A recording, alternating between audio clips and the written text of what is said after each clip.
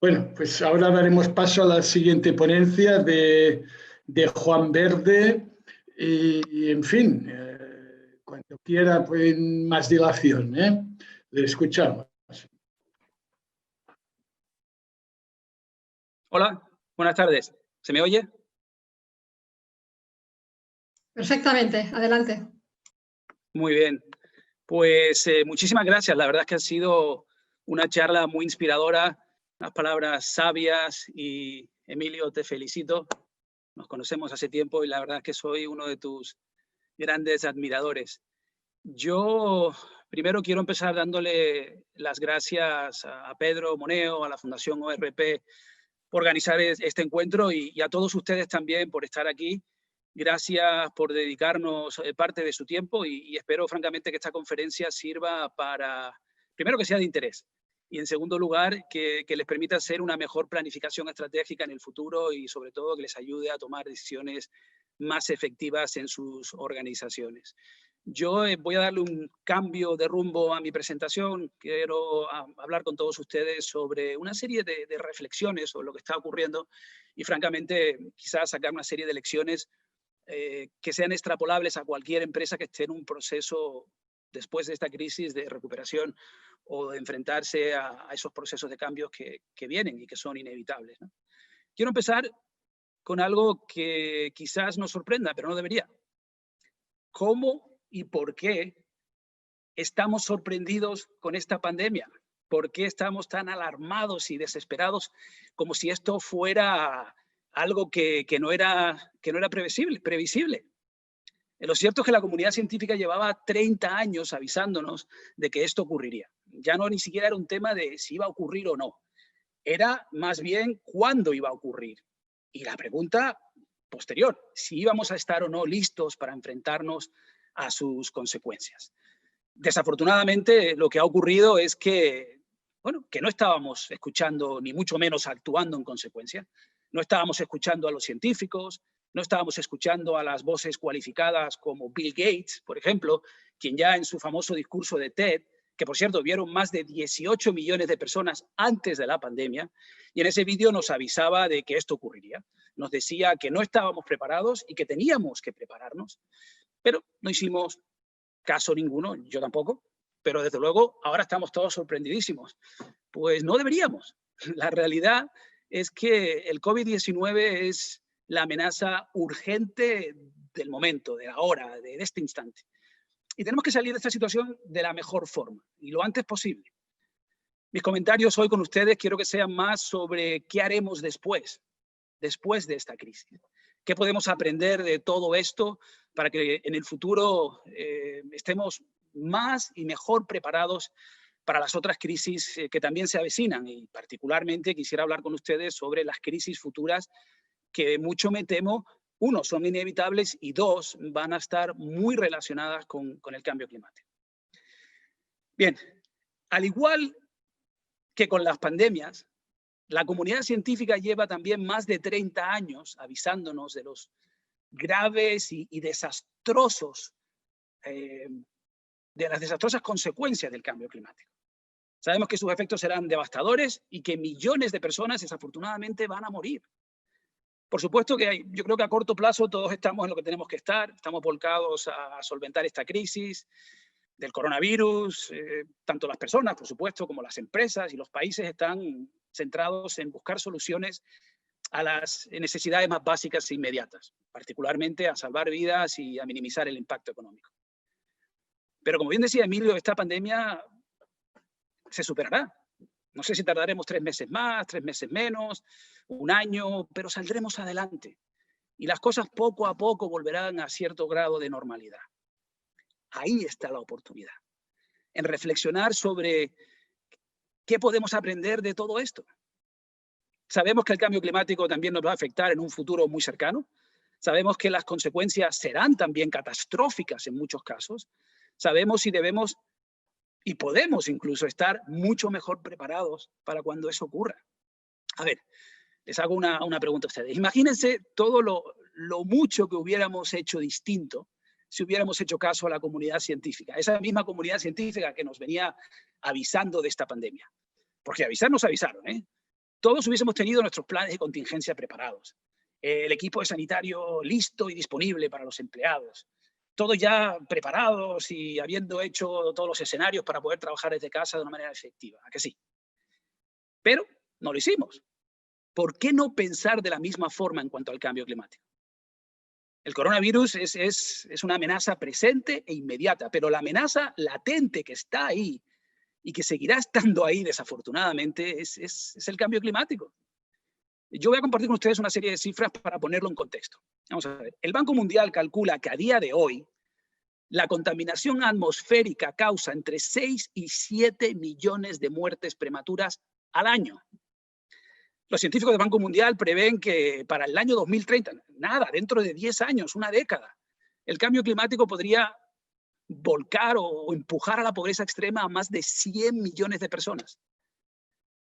Y ya este año, además del COVID-19 y esta tragedia tan grande, se espera que haya al menos 19 millones de refugiados climáticos en todo el mundo. Esto es inevitable.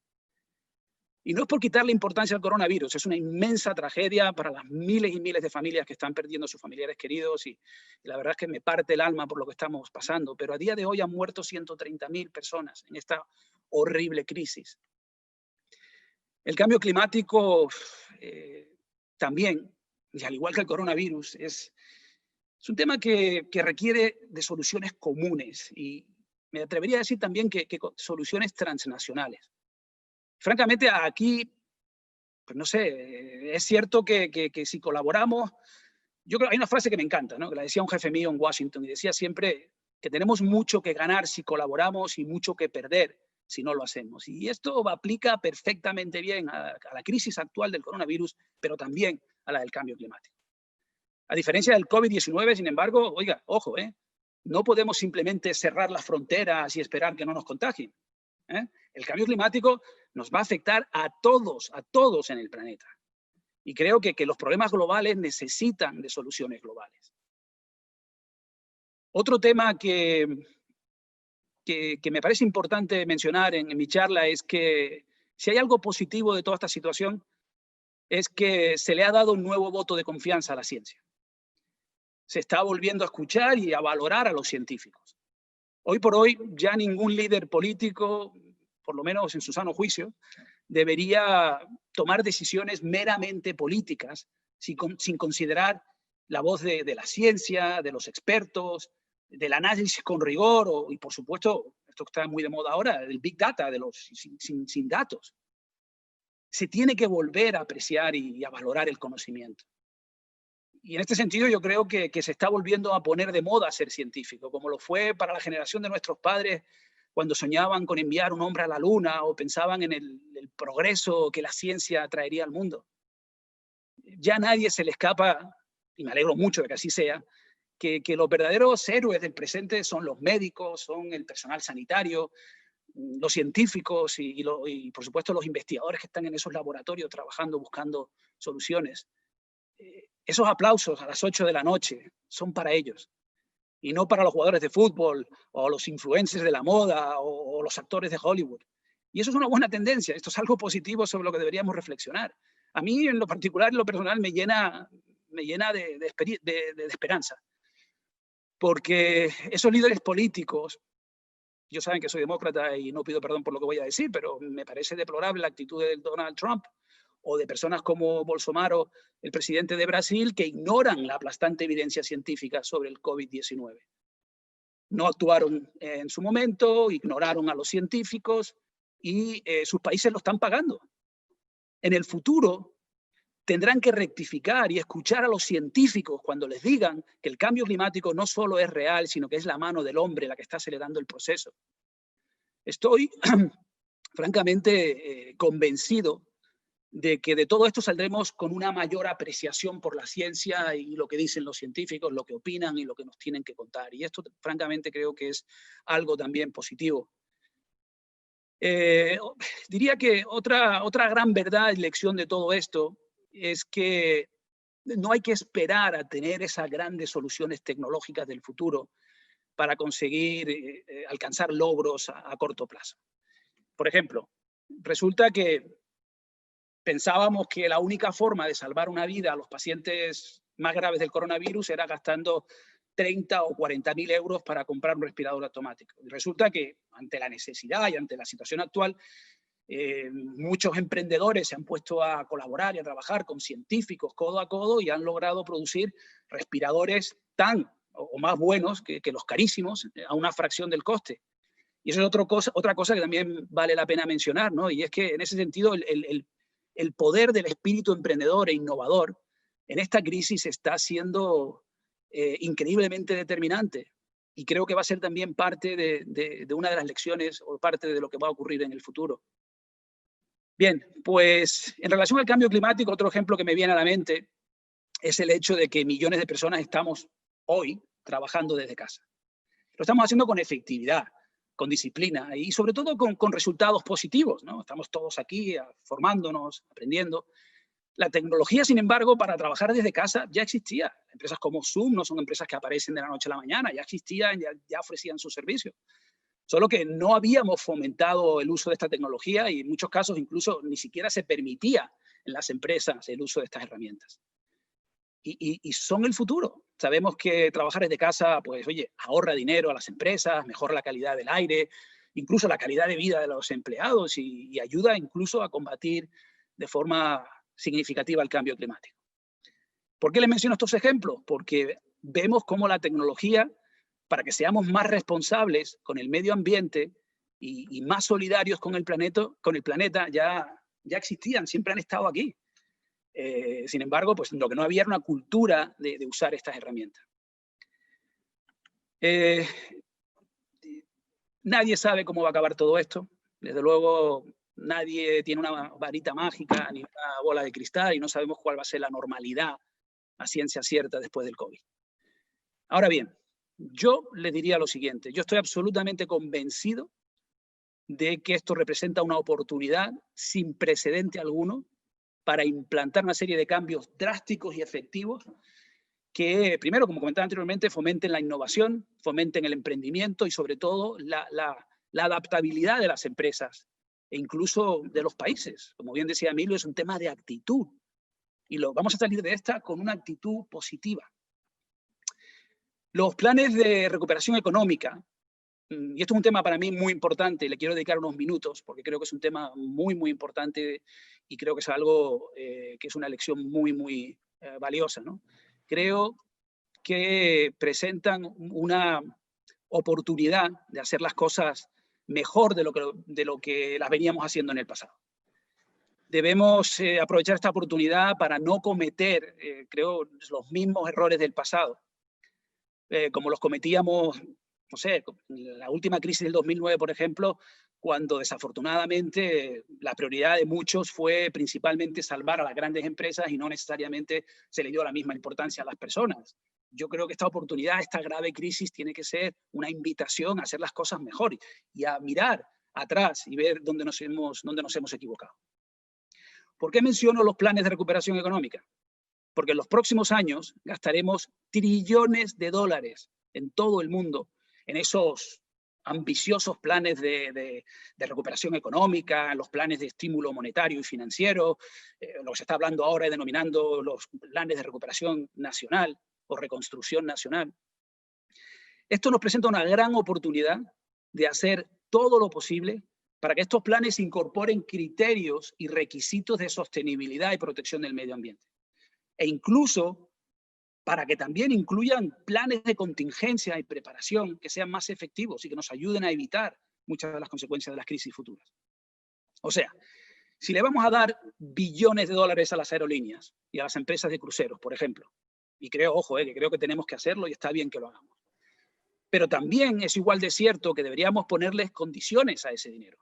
¿Por qué no exigirles que a cambio de esa inyección de capital en las empresas implanten planes de reducción de emisiones, de eficiencia energética, de transición a tecnologías más limpias, más competitivas? Si vamos a subsidiar a sectores enteros de la industria, y lo vamos a hacer, seamos cuidadosos entonces en cuanto a quién le damos ese dinero y bajo qué condiciones. No tomemos decisiones que solo favorezcan al sector de los combustibles fósiles, por ejemplo. Pensemos en la tremenda oportunidad que tenemos de, por ejemplo, poner, no sé, poder incentivar más a aquellas empresas que aporten más a la sociedad. Pensemos en cuáles son las empresas más sostenibles en el tiempo o cuáles contribuyen más y durante más tiempo al bienestar de los ciudadanos y del planeta. No premiemos el hacer más cosas sin exigir que también se hagan mejor. Por ejemplo, si vamos a incentivar la manufactura de las mascarillas, no subvencionemos las mascarillas de usar y tirar. Premiemos las empresas que fabrican mascarillas duraderas y que se autodescontaminan.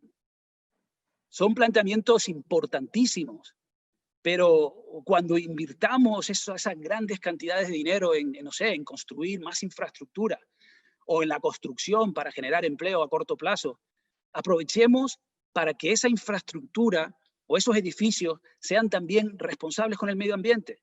Eso significa que tendrán que incorporar tecnología puntera, que serán más competitivos, que serán más rentables a largo plazo. Y yo creo que esto es importante recordarlo.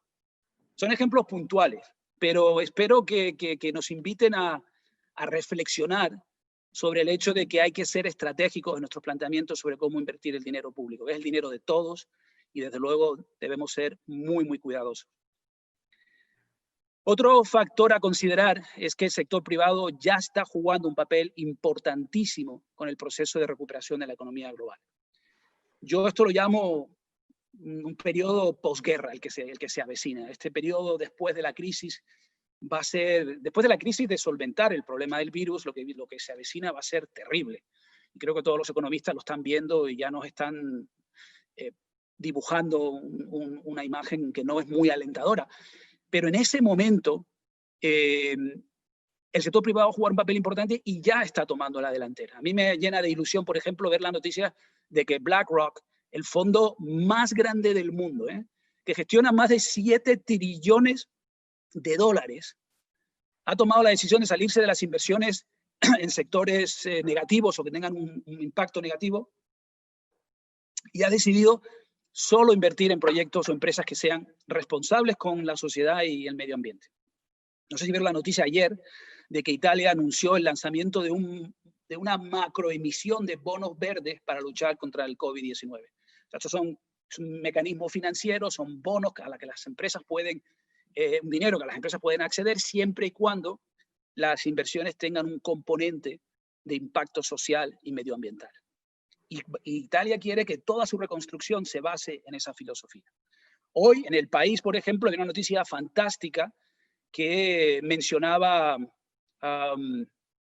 el sector privado a nivel europeo había creado una alianza que se llamaba la Alianza Europea para defender una salida verde a la crisis económica del coronavirus. Y esto es un grupo de más de 200 empresarios, políticos, emprendedores e instituciones europeas que lo tienen bastante claro y que ven esto como una inmensa oportunidad. Creo que todo esto es positivo. Tenemos que aprovechar la oportunidad para que estas inversiones nos incentiven a todas las empresas y a los empresarios a estar más y mejor preparados. Eso por supuesto. Pero también que seamos más sostenibles. Para mí, la frase esta maravillosa de Obama lo describe de una manera bastante clara, ¿no? Él dice, la sostenibilidad es saber que es mejor para todos, siempre es mucho mejor para todos, que muchos ganen dinero durante mucho tiempo. Y que eso es mucho mejor que ganar mucho dinero en el corto plazo y para unos pocos. Por consiguiente, creo que ser sostenible es también pensar en un futuro más próspero y, desde luego, más equitativo.